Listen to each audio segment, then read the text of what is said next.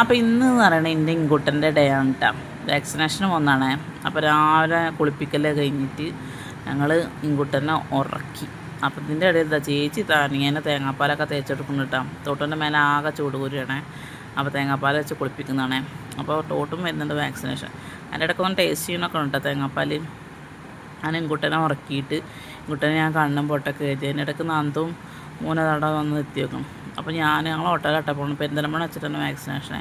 അപ്പോൾ ഞാനും പൊന്നൂസും പിന്നെ ഉണ്ണി പിന്നെ എൻ്റെ ടോട്ട് കേട്ടോ. ടോട്ട് പിന്നെ ഞാൻ എങ്ങോട്ട് പോലും എൻ്റെ പിന്നാലെ ഉണ്ടാവുക. അപ്പോൾ ഇൻകുട്ടനെ നല്ല ഉഷാറൊക്കെ ആയിട്ടാണ് പോകണത് കേട്ടോ. വാക്സിനേഷനൊന്നും അതിനറിയില്ലല്ലോ പാപം. എന്നിട്ട് വാക്സിനേഷനൊക്കെ എടുത്തു.